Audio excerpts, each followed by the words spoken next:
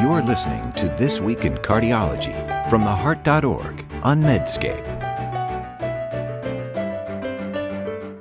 You can now access the latest in medical news on your Amazon Alexa-enabled device. Join me, Perry Wilson, every weekday morning for Medscape Medical Minute, where I highlight the top medical stories of the day.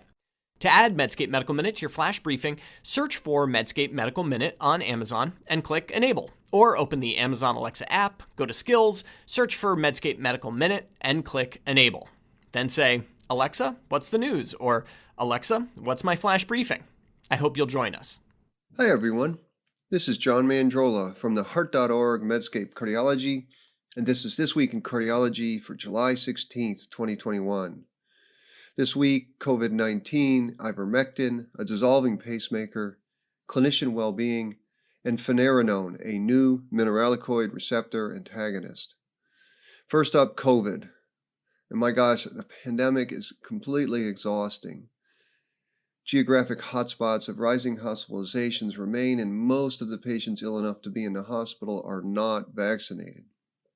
I'd estimate that 1 in 10 of my clinic patients don't plan to be vaccinated, and most of these folks are not persuadable. Now, some are, and I've had some rare successes.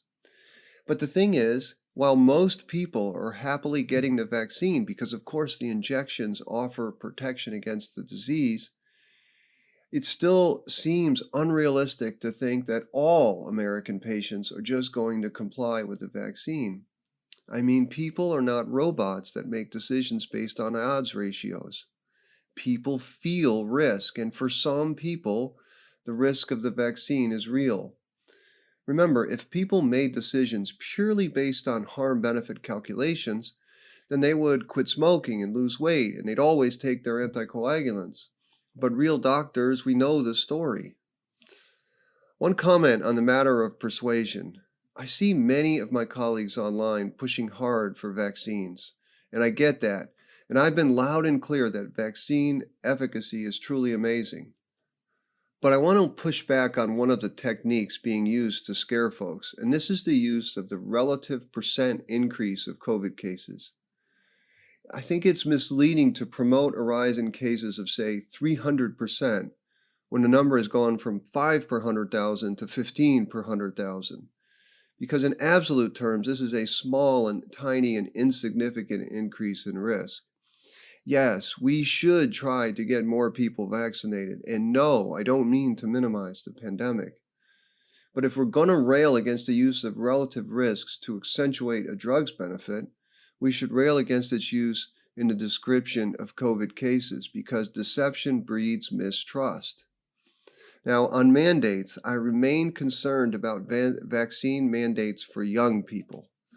The signal of vaccine-induced myocarditis in this group is real, it is causal, and rational young people ought to be able to make their own vaccine decision without being denied employment or a college education. And I know plenty of you will disagree on this, and it's okay, but I think mandates are a different story. Because if given months, we may learn different vaccine strategies, a different drug, a different dosing schedule in young, low-risk people may be safer. Also, have any of you really wondered why exactly the messenger RNAs cause cardiac inflammation and injury? It's a curious topic, isn't it? And the final COVID comment is on ivermectin. Yale nephrologist and Medscape contributor F. Perry Wilson has an excellent dissection of the recent positive ivermectin meta-analysis. Now, Dr. Wilson's good both on the specifics and the methodology. The 3 points, all of which lead me to be highly skeptical of ivermectin, are: 1, the plausibility isn't there because the doses needed to inhibit virus are manyfold higher than one can achieve in vivo. Second point, the studies driving the positive meta-analysis are very high in bias. And just yesterday, we learned that the trial with the largest weight in the meta-analysis was retracted. So my prediction is that proper trials of ivermectin will be non-significant. The next topic is a dissolving pacemaker.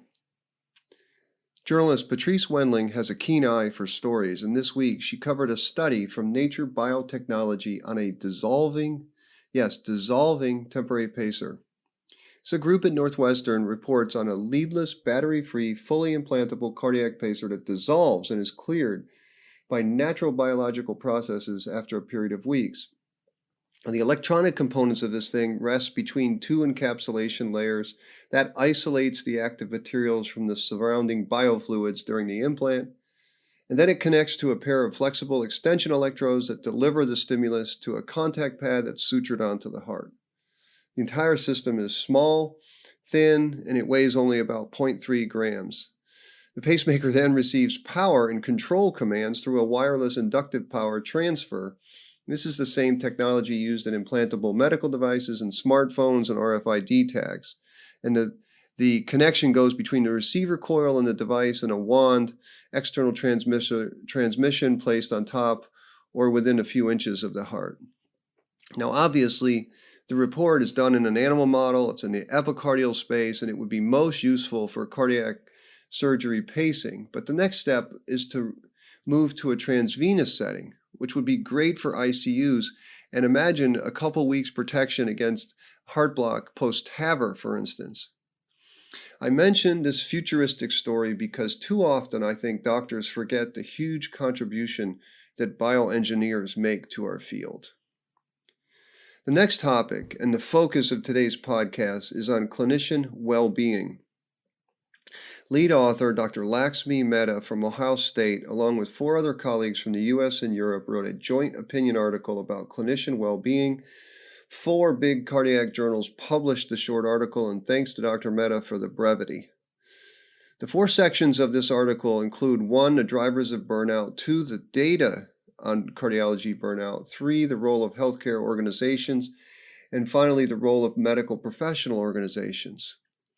A quick background note is more than a decade ago, Donald Berwick and colleagues proposed the triple aim of healthcare systems. Now, this is to improve the patient experience, improve the health of populations, and to lower healthcare costs. But then, of course, others remarked that you can't do those 3 things unless you care for the healthcare workforce. Hence, the quadruple aim adds the goal of improving the work life of clinicians and staff. So this joint opinion article begins with the issue of burnout, and the stats for burnout in cardiology are impressive and actually sad to me. The authors cited a survey of nearly 3,000 cardiologists. And get this, more than 1/4 reported being burned out, almost 50% were stressed, and only 1 in 4 reported that they were enjoying their work. This saddens me a lot because I love cardiology. A paper that I also linked to from the AFP journal, a family practice journal, included these quotes from doctors. "The joy of practicing medicine is gone. I can't tell you how defeated I feel. The feeling of being punished for delivering good care is nerve-wracking." And finally, quote, "I'm no longer a physician, but the data manager, data entry clerk, and stenographer. I've become a doctor to care for patients. I've become the typist." The Heart.org Medscape Cardiology also has a features piece on the underreporting of bullying in academic medical centers. These are going to be tough topics to discuss, and let me try to make 5 points, and some of them with personal anecdotes. The first thing to say is that I was lucky. At Indiana University, I had mentors who were committed to teaching. They had time and they cared. They were not burdened by the RVU productivity model. So the question is, do modern-day mentors in teaching centers, who must also produce billable services, have the same time and energy to teach? I worry that they don't, and that to me feels like an existential problem for this profession. Second point, my wife Stacy is a doctor, and she put her career on hold for 10 years to raise our children. This allowed me to get established in private practice, and when I was taking long hours, night call, going to group meetings, there was always a parent there for the kids. But this was unfair to Stacy. It's also unfair to other professional women. If we can find ways to make dissolving pacemakers, we ought to be able to design pathways that allow women to advance in their careers without waiting a decade or more. Third point, I am no spiritual guru, but I believe the root of suffering stems from attachment. And I see my colleagues suffering because they hate the paperwork, the data entry, the loss of status in the healthcare organization. In other words, they suffer because they are attached to the old model of doctoring. So one of the best moves I ever made was to shun completely the anachronistic notion that being a doctor was something special or revered. My friend Andrew Foy taught me that doctoring is a job. It's a good job, a well-paying job, an important job to focus at and be good at, but the doctor as hero or icon is deeply problematic for our own well-being. For instance, a decade ago, when the private practice group that I was part of signed on to be employed, many of us held to the fantasy that we would still have control. The healthcare organization would value us not only as revenue generators, but partners. Well, that lasted about 15 minutes. My friends, when you sign on to be employed, you are an employee. You follow the rules, do the modules, finish your charts, or you are off-boarded. You could be the best ablation doctor on this planet, and you can still be off-boarded. Now, that all sounds terrible, but it's really not. You can be an employee and still revel in the victories with patients. The patients we serve don't know or care about how awful the user interface of our EHR is. Patients don't know about the corporate emails. They don't know about the coding inquiries. They just want you to help them. And since our task is to help people with something as sacred as their health, I find a lot of meaning in this job.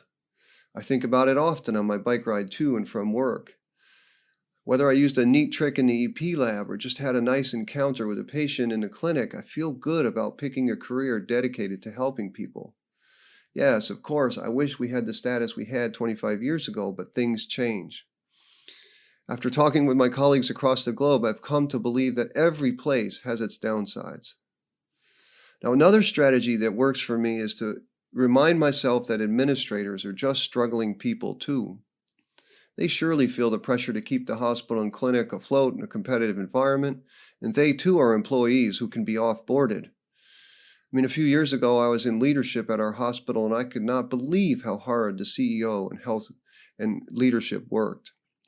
So in this climate, I figured that if I do my job well, then I help the organization. And if I do that, I get to keep using my knowledge to help people get well. And therefore, I tap out the shortest notes possible to minimize screen time. I make as much eye contact as possible in the clinic, try not to look at emails on the weekends or nights, and I almost never open the envelope that has my RVU scorecard. One thing I learned from Dr. Richard Allen, week 1 of private practice, circa 1996. Mandrola, he said, no one is mad about their salary, they are mad about what others make. So I don't look at the RVUs. Fourth topic, Dr. Mehta and her colleagues are 100% correct in putting pressure on professional societies to improve working conditions of their paying members. For instance, instead of partnering with rent-seeking organizations like the ABIM to extract testing revenue from paying members, better to me would be lobbying lawmakers for better working conditions for, say, our female colleagues, or pressuring lawmakers to protect clinical teaching programs, or making sure that employee mental health programs are both easily accessible and super private. In my opinion, professional societies need to focus more on the needs of their paying members and less on the lofty goals of population health and guideline documents and partnership with rent seekers. Medicine would be far better, I think, with fewer guideline documents. Final point is on the matter of bullying at academic medical centers. And here I struggle because it's been so long since I trained. In our training, yes, it seemed that we were overworked and we were asked to do tons of jobs under our level of training, putting in IVs and transport and transcription of notes for big professors. And we were surely criticized strongly, especially in echo and ECG conferences. But I don't recall feeling bullied, perhaps because everyone was treated in the same way. But my wife Stacy reminds me that this could be because I am a man. As a man, I simply cannot experience how women or minority learners feel. So, I think the only thing I can say is to those who have been bullied, I am sorry that my colleagues acted this way. But one positive thing to look forward to in private practice, if you go into private practice, that is compared to training, clinicians in private practice respect each other and mostly act in a collegial way. That's because bullies don't do well in private practice. Final topic is on finerenone. Earlier this month, the FDA approved the use of the novel non-steroidal mineralocorticoid receptor antagonist finerenone for the prevention of CKD progression in patients with diabetes.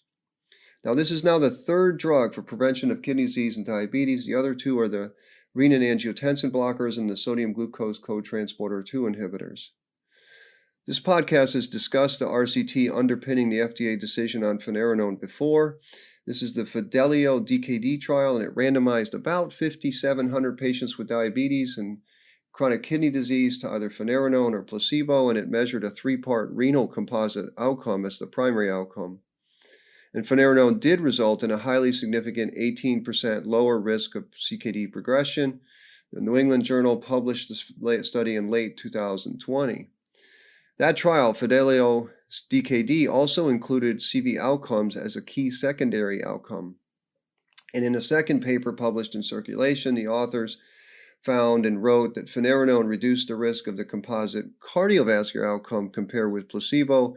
Here, the hazard ratio was 0.86, with no significant interaction between patients with and without cardiovascular disease. In Fidelio DKD, finerenone had an incidence of hyperkalemia of about 2.3 versus 0.8% in placebo, which was definitely higher in placebo, but it's possible that finerenone may have less tendency to cause hyperkalemia compared with the generic spironolactone. Journalist Mitchell Zoller has super coverage of the story on the Heart.org Medscape Cardiology, and I'd highly recommend his summary. Now, the big thing with finerenone is that it is non-steroidal and a totally different chemical than spironolactone or eplerenone. This may be the reason it has less hyperkalemia, and of course, it will also have less issues with gynecomastia, which is something I see a lot of in heart failure clinic. Couple caveats: Fidelio DKD began before the SGLT2 inhibitors were established, so we don't know the incremental benefit of adding finerenone on top of SGLT2 inhibitors. The second caveat, of course, is cost. Now, there will be an issue with the incremental benefit of the drug versus its cost. And final point is that the makers of finerenone, Bayer, have announced in a press release in May the results of Figaro DKD. Figaro DKD is a RCT, which was a cardiovascular outcomes trial in patients with type 2 diabetes and chronic kidney disease, and in that trial, finerenone significantly reduced the risk of the composite primary endpoint of CV death and non-fatal cardiovascular events versus placebo. So I think we're early with finerenone, but this does seem like a class of mineralocorticoid receptor antagonists that will soon become a class of cardiovascular drugs. So that's it for this week in cardiology. As always, I'm grateful that you listened. Thank you. And remember, friends, if you like this podcast, please take the time to give us a rating, write us a sentence or two review. These things really help others find us. Until next week, this is John Mandrola from the Heart.org Medscape Cardiology. You're listening to This Week in Cardiology from the Heart.org on Medscape.